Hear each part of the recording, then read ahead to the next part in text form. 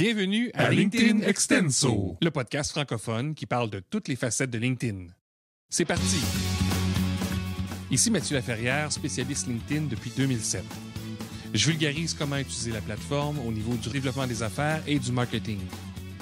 Attention, chaque épisode peut contenir des astuces, des nouveautés et des bonnes pratiques. À mettre en action dès maintenant pour obtenir un maximum d'impact. Oh yeah! Ça m'aura pris 1 an, mais c'est maintenant fait. Je termine aujourd'hui la 2e saison du podcast. J'ai atteint le plateau de 20 épisodes et j'ai surtout complété le défi J'envoie 2022. Et oui, en 2023. C'est pas grave. Aujourd'hui, je te partage ce que je retire de cette aventure-là. Une chose est sûre, c'est qu'il va y avoir une 3e saison et je te promets que ça va être mieux ficelé cette fois-ci. J'ai eu la chance d'essayer plein de choses. J'ai eu la chance aussi de préciser ce que je veux faire et tout ça ensemble va me permettre d'avoir une 3e saison plus solide, plus alignée aussi avec qui je suis, ce que je veux faire. Bref, juste du positif. Et merci d'écouter cet épisode-là. Au besoin, pas au besoin, dans le fond, c'est plutôt si tu veux me parler, si tu as envie de me donner un feedback, un retour, une rétroaction, n'hésite pas. Tu peux aller sur mon profil LinkedIn, Mathieu Laferrière. On peut m'envoyer des messages gratuitement. Donc, tu peux faire ça. Tu peux aussi passer via mon site web. Il y a plein de façons là, de me rejoindre. Donc, j'ai hâte de t'entendre. Et sans plus attendre, on part ce 10e épisode de la saison 2, 20e épisode depuis le début. Lorsqu'on lance un podcast, à quelque part, on veut rejoindre des gens. On veut mettre en commun, on veut partager. Et lorsque j'ai débuté le podcast, pour moi, tout ça, c'était clair. Mais je savais aussi que la réalité, c'est que très peu de gens vont dépasser le 7e épisode. Le fait d'être conscient de ça a fait en sorte que j'ai planifié en conséquence. Et ma première saison, dans le fond, c'est très clair, mes 10 épisodes, tout était quand même là. Donc ça a bien été. J'ai expliqué dans la première saison pourquoi j'y allais plus par saison plutôt qu'en continu. Et une des raisons, c'était que je ne savais pas trop où ça allait aller.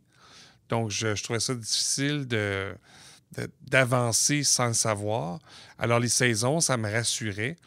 Mais je réalise avec le recul que l'utilisation des saisons, ça permet ça. Mais le 7e épisode, il revient tout le temps. Il y a toujours ce risque-là qu'en cours de route, c'est comme si on perdait le chemin. Je ne sais pas trop comment l'expliquer. Alors, pour cette 2e saison-là, c'était moins clair. Moi, quand j'ai terminé la première saison, je voulais pas qu'il y ait une trop longue pause. Alors, j'ai vu le défi J'envoie. C'était déjà commencé. Puis je me suis dit, je me lance. Moi, j'aimais bien l'idée des contraintes. Ça me séduisait. Tellement que j'en ai parfois fait 2, 3 en même temps. Peut-être même 4. Mais j'ai lâché prise en cours de route pour une raison que je t'ai pas partagée, qui était probablement une petite frustration que je vivais, mais que j'avais pas nommée ou j'osais pas nommer. Je sais pas trop comment le dire. Outre le podcast, de le poursuivre et tout le reste, je suis dans plusieurs projets en même temps. Mon objectif personnel à moi, c'était de prendre soin de ma santé. Pour vrai, cette fois-ci. Alors, ce que j'avais en tête, c'était bouger plus chaque jour, faire des activités plus importantes le week-end. J'avais comme plein de choses en place, mais le défi, je dirais qu'il me poussait dans mes anciennes habitudes. Il s'ajoutait à tout le reste, puis ça faisait qu'il y avait comme un manque de cohérence envers moi-même, envers la promesse que je m'étais faite. Alors, c'est pour ça qu'en cours de route, ça s'est espacé. Puis finalement, ça a été, je lâche prise. Ce qui est vraiment important, c'est ma santé. Et une des raisons pourquoi je ne l'ai pas nommé, c'est que ma santé, c'est pas tant que ça améliorée pendant tout ce temps-là. Alors, c'est tout ça ensemble qui a fait, j'ai relâché, ça ne m'a rien donné, ni de positif, ni quoi que ce soit. Alors, tout ça pour dire que je regrette aucune de ces 2 décisions-là.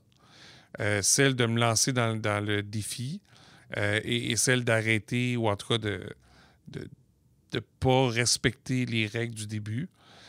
Ça m'a permis à moi de mieux comprendre ce que je veux faire pour la suite. Ça m'a permis aussi de comprendre comment je veux le faire. Et la conclusion finale, c'est que je tiens à ce que le podcast soit partie intégrante de ma stratégie. Donc, au même niveau que mon blog, pour moi, ça va de pair, ces deux-là. Il pourrait même s'ajouter le volet de YouTube, parce qu'en soi, les trois, pour moi, vont ensemble. Et par la suite, il y a mes présences sur les différents médias sociaux. Alors, je ne veux pas que ce soit quelque chose de plus à part. Je veux vraiment que ça soit au cœur de ma stratégie. Ça a été la réflexion tout au long de 2022. Et plutôt que de me précipiter à tout faire ça, je me suis dit comment que ça va se faire pour que ça fonctionne, pour que tout ça soit aligné. Et c'est d'ailleurs un des posts que j'ai fait sur LinkedIn en disant que chaque contenu en soi est une brique et on s'en fout à quelque part de la visibilité parce qu'à la fin, on a la brique et avec cette brique-là, on peut construire autre chose. Si on fait juste regarder nos contenus comme étant des façons d'obtenir de la visibilité, on ne peut qu'être déçu, à moins d'être sur une bonne lancée puis de faire partie du fameux 1%, qui, selon moi, n'est pas la place à viser pour la très grande majorité des gens. Bref, ça, c'est un peu le recul, ce que j'en retire. Concrètement, comment ça peut devenir peut-être un conseil pour toi?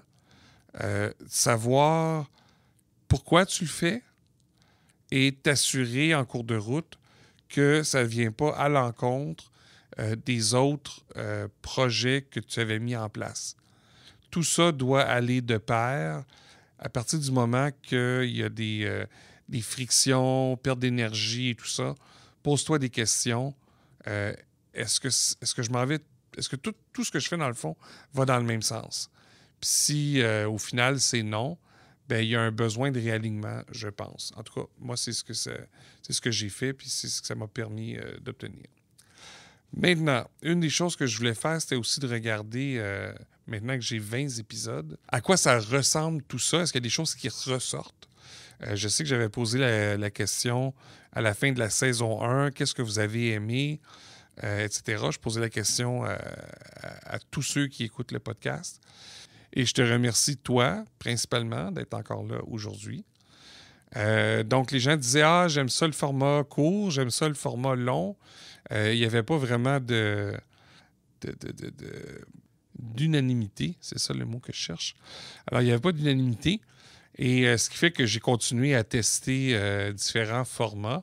Et d'ailleurs, ça faisait partie des contraintes à tester pendant le défi J'envoie. Alors, résultat, lorsque je suis seul au micro, la durée varie entre 15 et 25 minutes. Hein, on est vraiment très près du 20 minutes la plupart du temps. J'ai essayé des formats plus courts. J'ai trouvé ça intéressant. Souvent, c'est que c'est très rapide à faire. De notre côté, des fois, pour rentrer dans le temps très, très court, il faut suroptimiser le message. Donc, c'est un mélange entre les deux. Là. C'est intéressant, c'est à tester, mais je ne vois pas faire ça très, très souvent. Il faut vraiment que ça dépende du sujet et de l'impact que je veux avoir avec celui-ci. Alors ça, c'est quand je suis seul au micro. Maintenant, quand je partage le micro avec quelqu'un d'autre, c'est différent. La durée est plutôt entre 30 et 40 minutes. Bien évidemment, à l'exception là, du café du vendredi avec Christian Beaubien. Mais il faut se rappeler que c'est pas moi qui interviewais Christian, c'était plutôt l'inverse. C'est Christian qui m'interviewait. Donc, 30 à 40 minutes. Une des raisons, je dirais, c'est que je veux vraiment permettre aux gens... en fait, je veux mettre la lumière sur les gens qui sont présents et je veux aussi m'assurer de ne pas trop éditer. Puis c'est drôle parce que le montage, justement, prend moins de temps quand je suis avec quelqu'un d'autre. Si j'édite ce qui a été dit, il y a toujours le risque, des fois, de faire dire aux invités des choses qu'ils n'ont pas voulu dire. Donc, on les sort un peu du contexte et je fais attention à ça.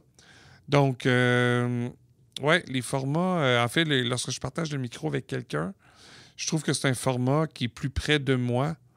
30 à 40 minutes, donc ça se consomme quand même assez bien. Et ouais, je pense que c'est le format que j'aime le plus.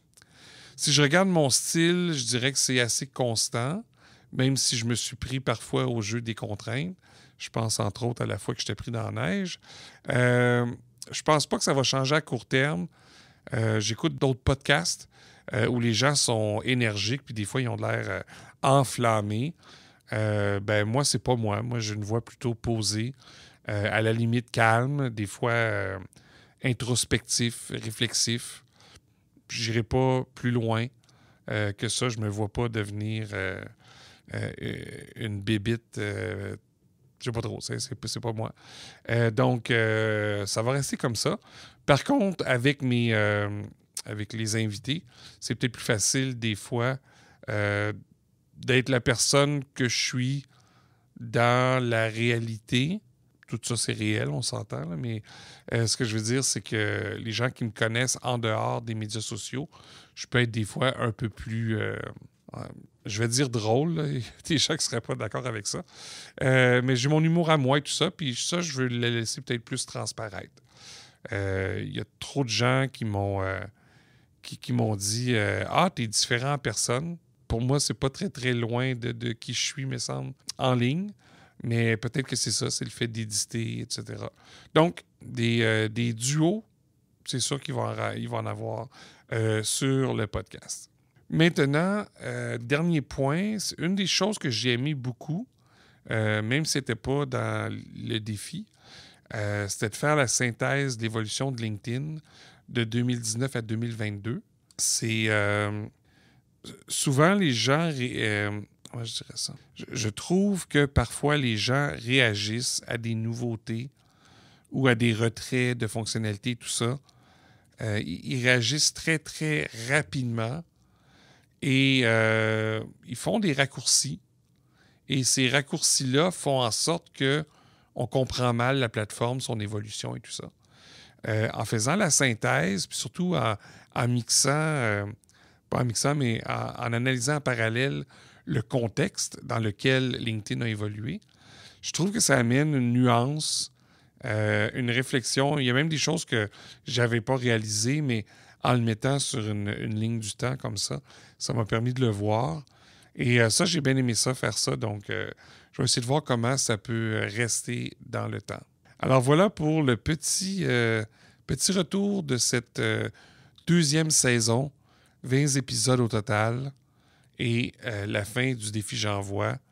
Une petite fierté quand même de m'être rendu jusqu'au bout, même si ça a pris plus de temps que prévu. Je ne voulais pas lâcher. Pour moi, c'était trop important.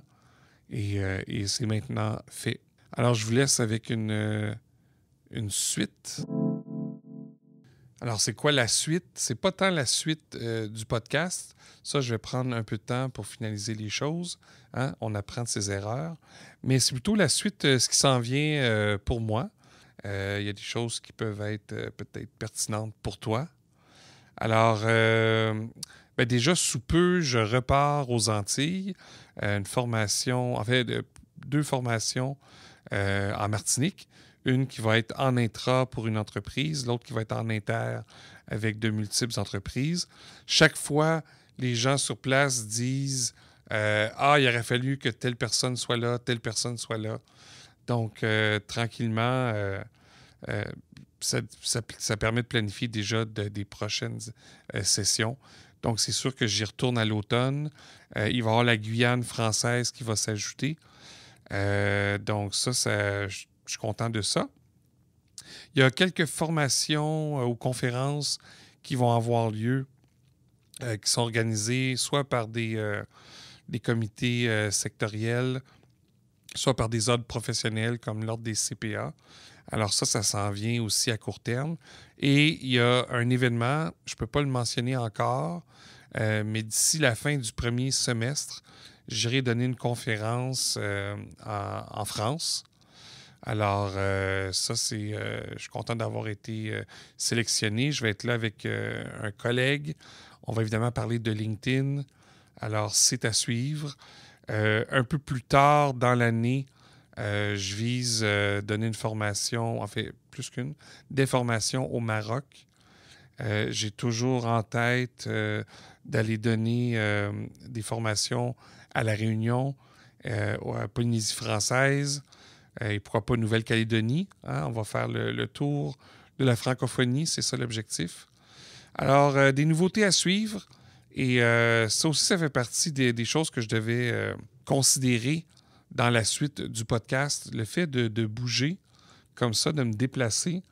Je veux que ça soit simple pour enregistrer des podcasts. Alors, j'ai fait des tests, j'ai des micros pour les déplacements, etc. Donc, je vais être en mesure d'avoir un bon son malgré tout, peu importe où est-ce que je vais être. Et donc, ça va permettre au podcast de se déplacer avec moi et d'être peut-être plus près de chez toi. Alors, voilà. N'hésite pas encore une fois. J'aimerais bien avoir ton feedback pour ce dernier podcast de la 2e saison. Pour la suite aussi, qu'est-ce que tu aimes? Qu'est-ce que tu aimerais entendre en lien avec LinkedIn? Hein? Tout est sur la table. Alors, à toi de jouer. Et merci encore une fois d'être là.